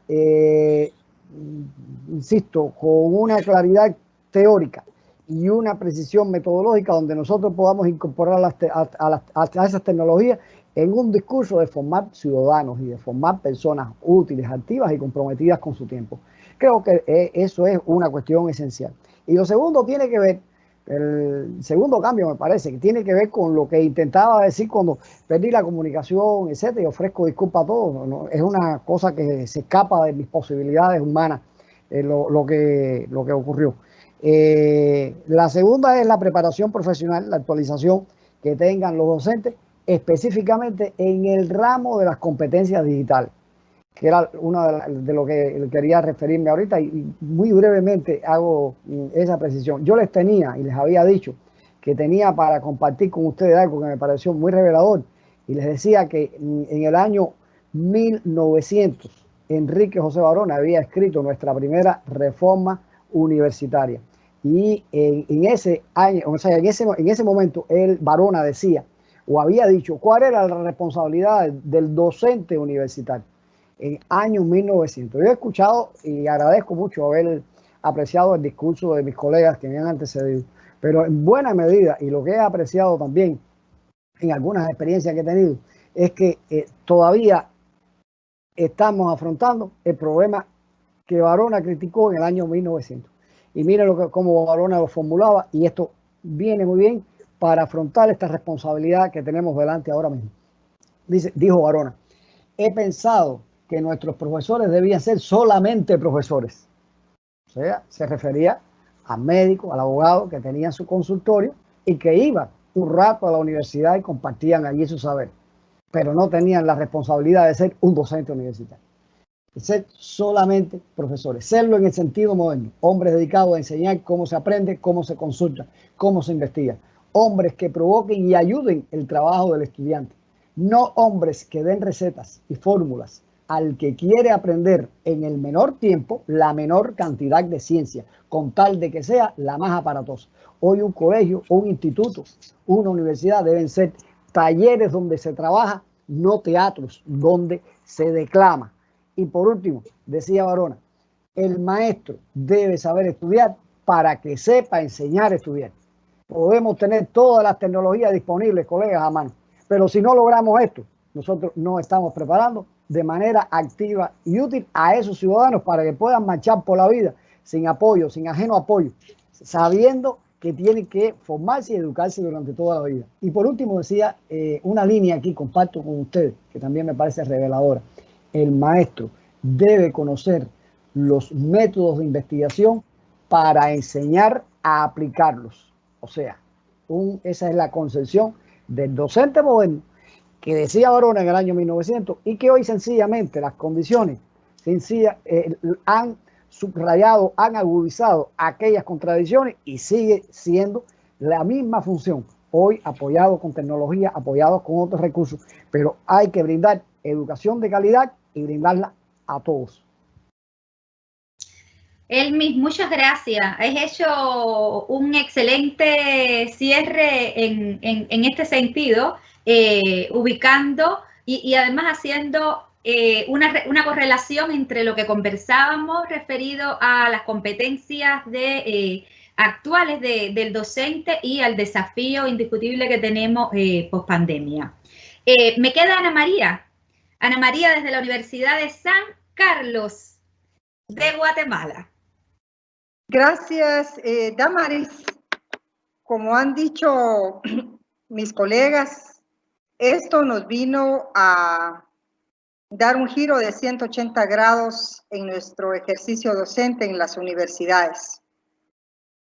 Pero es importante entender que la brecha entre la tecnología, la presencialidad, cada vez es más estrecha. Yo creo que después de esta pandemia, el profesorado debe de fortalecerse en crear experiencias de aprendizaje desde la educación híbrida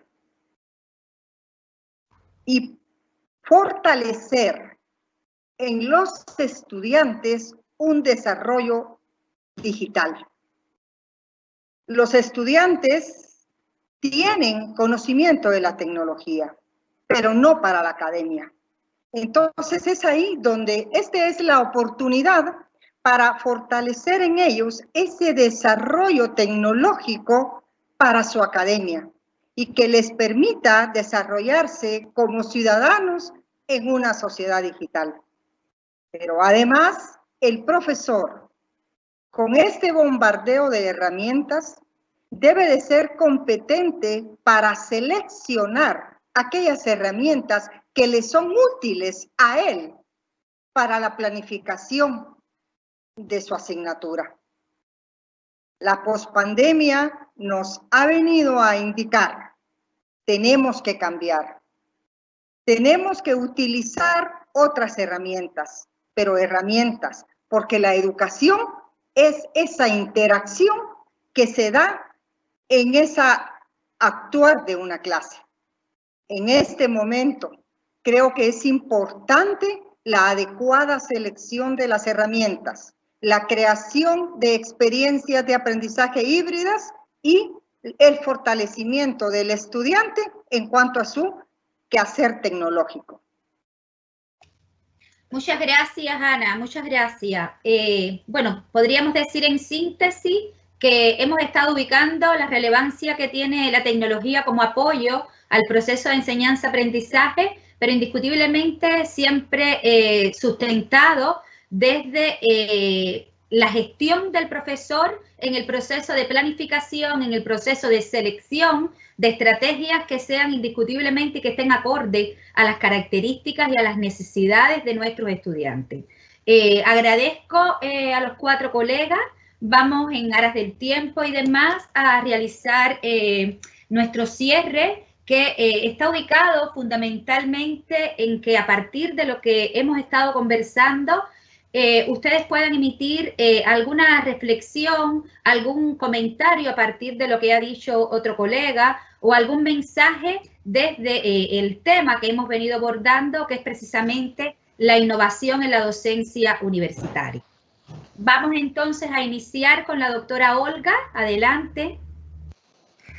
Bueno, para cerrar, yo ubicaría la educación como una mesa con 4 patas muy bien puestas: investigación, innovación, tecnología y metodología.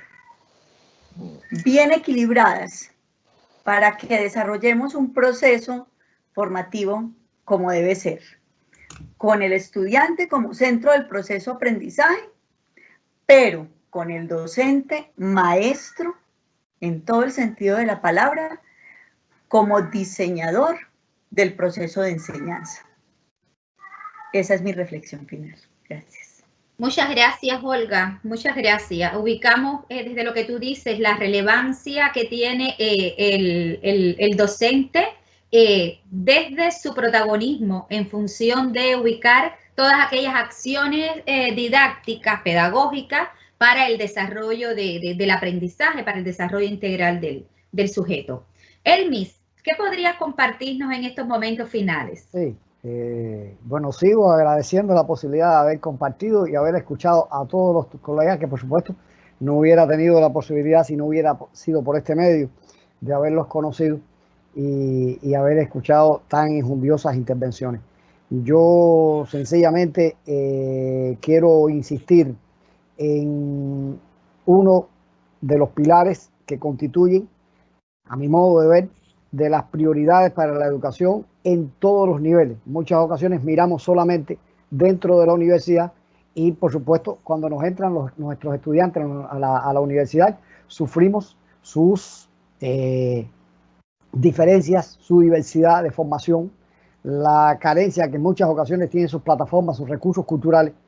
Y creo que hoy la educación en el mundo requiere que la creatividad y la innovación sea el ambiente, sea el escenario que rija en cada una de las instituciones educativas, desde la primaria hasta la final y titular universidad. Creatividad e innovación.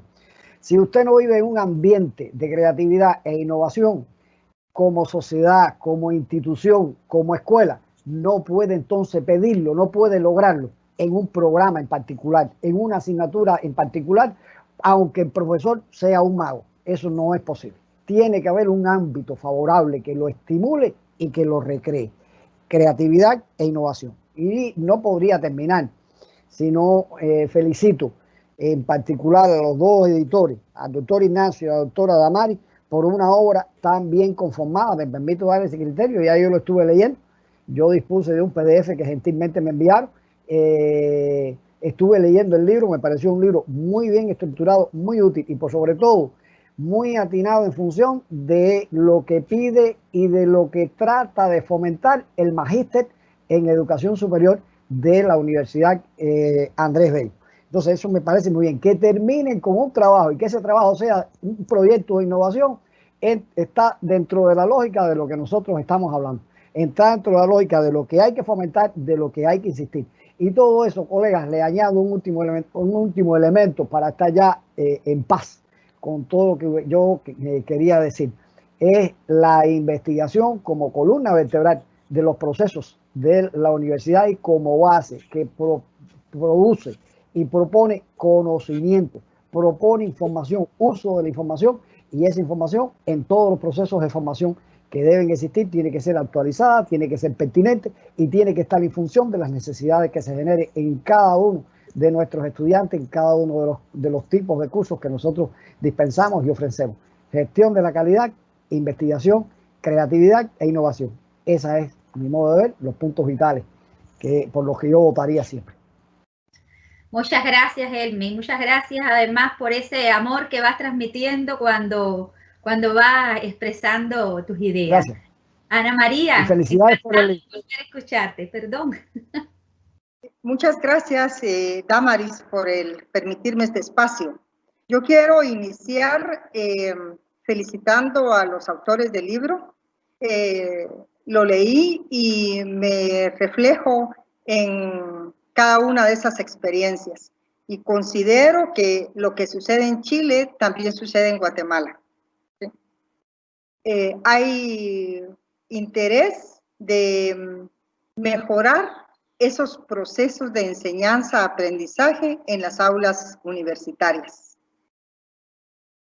Innovar, generar, aunque sea en pequeños tramos, esos cambios. Respecto al cierre, yo considero importante lo siguiente. Primero, la formación continua del profesorado como eje de cambio. Pueden existir muy buenos planes, políticas definidas, pero si el maestro no hace suyo esos documentos, no los trabaja en el salón de clase. Entonces, esa formación, esa divulgación de los planes y las políticas para que el profesorado se comprometa en esos cambios. La implementación de metodologías activas. La tecnología como herramienta de trabajo en el proceso de enseñanza-aprendizaje. Como universidad estatal, en San Carlos se privilegia la extensión. Y por supuesto, la investigación. Es una universidad estatal y debe devolver en servicio profesional al pueblo con el trabajo de los EPECistas. Entonces, el eje de investigación y de extensión son pilares en la docencia universitaria y creo que en las universidades estatales deben ser la razón del trabajo. Y educar para la incertidumbre, porque eso es el día al día. Esas serían mis conclusiones y reitero, felicitaciones a ustedes, a los estudiantes que trabajaron esas experiencias. Creo que ojalá no se quede solo en este libro y solo en este espacio. Pudiéramos divulgarlo. Nos hace mucha falta motivar la formación de los profesores. Por supuesto que aquí son bienvenidos de las diferentes áreas y especialidades, pero privilegiar la formación pedagógica. Muchas gracias. Gracias a ti, Ana. Encantada de escucharte y bienvenidos además ustedes y nosotros con mucho gusto de poder compartir todo lo que, ¿cómo diríamos? Todo lo que podemos construir de forma colaborativa. Y cerramos entonces este ciclo con Robert Pardo. Yo querría partir por agradecerles por este encuentro. Ha resultado muy grato. Y también felicitar a los autores, tanto a ustedes, Ignacio, Damaris, como a todos los egresados del magíster. Y precisamente yo creo que el único punto que quiero hacer es resguardar, tener en consideración que hay tantos elementos de los cuales estamos hablando en educación superior, ahora se nos agregan muchos tecnológicos, etcétera, pero yo creo que es resguardar el tema de la relación con el conocimiento, tenerlo como un eje, tenerlo como un faro respecto de lo que realizan los estudiantes en cada una de las actividades, cómo cada una de las actividades debe ser un encuentro de los estudiantes con el conocimiento. A veces se habla de esta idea de la vigilancia epistémica. Bueno, yo creo que también la docencia universitaria debe practicar la vigilancia epistémica respecto de las actividades. Los colegas acá han puesto especial énfasis en la investigación y sin lugar a dudas es muy importante. Y como también es importante el trasladar toda la investigación al pregrado. En muchas universidades está situada en el posgrado, pero el vivir la experiencia del conocimiento, de la exploración desde los primeros semestres, eso ya va marcando algo que es esencial en la docencia universitaria, el desarrollar la curiosidad. Los mismos temas de la pedagogía flexible, esa pedagogía debería ser flexible para que los propios estudiantes pudieran comandar su parte o buena parte de sus procesos de aprendizaje, precisamente desde el explorar el mundo y el tener una mejor comprensión y conocimiento del mundo. Entonces, como decía, simplemente el poner el énfasis en no olvidarnos del cultivo de la relación del conocimiento en cada uno de los aspectos, sobre todo metodológicos. Eso nada más y agradecerles este encuentro. Muchas gracias, Robert. Encantada de escuchar. Le doy la palabra a nuestro doctor, director de posgrado, Ignacio Muñoz, y posteriormente hacemos el cierre de la actividad. Hola a todos y todas de nuevo. Yo solo le pedí la palabra a Damaris para compartirles una invitación. Nosotros estamos trabajando con la Universidad de Deusto y el proyecto Tuning para iniciar un trabajo orientado a Latinoamérica en apoyo de todo lo que ustedes conversaron, abordando desde la sistematicidad de los que hicieron un poco los estándares acá.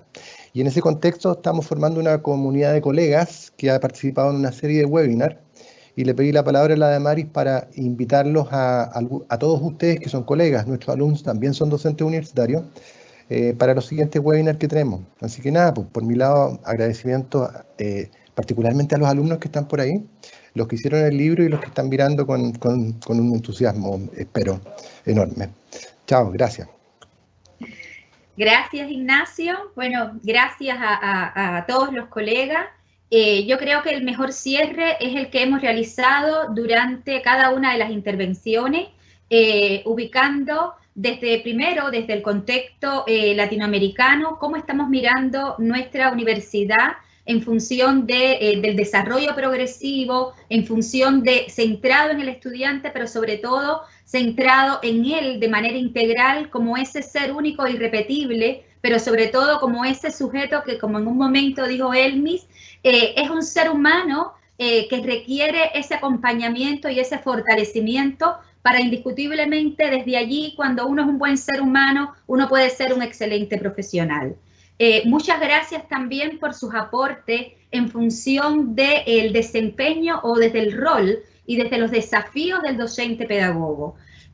Hablar de competencias docentes o competencias pedagógicas, ubicar indiscutiblemente la relevancia que tiene el diseño o la planificación, la relevancia que tiene la comunicación como herramienta central del proceso de enseñanza-aprendizaje, hablar de mirando la investigación desde la perspectiva, muchas veces desde la innovación, y nosotros tratamos de mirarla desde allí, o al menos esa es la mirada que tenemos en el magíster, ubicando la investigación como reflexión en la acción para transformar tu práctica docente. Y eso significa que en la medida en la que tú constantemente te estás mirando, estás indiscutiblemente cumpliendo, o no solo cumpliendo, sino te estás acercando a este concepto de actualización, de superación constante.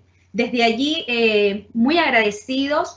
Hemos hablado también de la relevancia que tiene la tecnología en este contexto académico, pero sin perder de vista indiscutiblemente que la tecnología es una herramienta de uso para la formación, para la viabilidad, para compartir. Por eso es un recurso, por eso es un medio de enseñanza, porque indiscutiblemente el proceso de enseñanza-aprendizaje se centra en nuestros estudiantes, se centra en la reflexión de nuestra práctica y se centra en la transformación constante y viva que nosotros realizamos a partir de todos los tipos de superación que realizamos. Agradecerles indiscutiblemente a todos los participantes. Nos estaban ubicando a través de nuestros colegas de la parte técnica, que habían dos muy buenas, interesantes preguntas, independientemente de que Ignacio hizo la referencia de que no habíamos ubicado preguntas porque la idea era poder conversar con el panel de expertos. Se los agradecemos, vamos a ubicar los nombres y desde allí alguna reflexión posterior. Gracias a nuestros estudiantes, gracias a todos los docentes de la educación superior y además a todos los profesores, porque esto es una obra de infinito amor.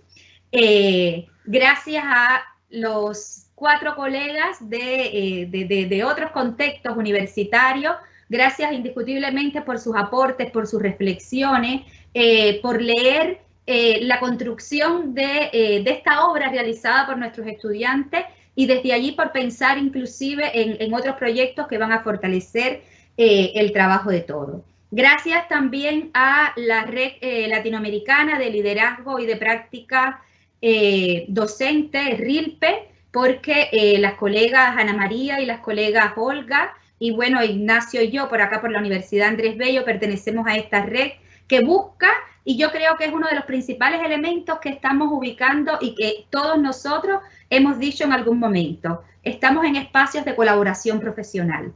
Eso es docencia universitaria. Colaborarnos profesionalmente, compartir, hacernos justicia desde este amor y desde esta entrega pedagógica. Bueno, muchas gracias a todos. Los invitamos a posteriores actividades y los invitamos además a que lean el libro. Felicitaciones. Chao y felicitaciones. Muchas gracias. Felicitaciones por el libro. Felicitaciones y un aplauso. Ciertamente. Claro. Tengan buena tarde. Saludos a todos. Saludos, Elmis. Muchas gracias por los aportes.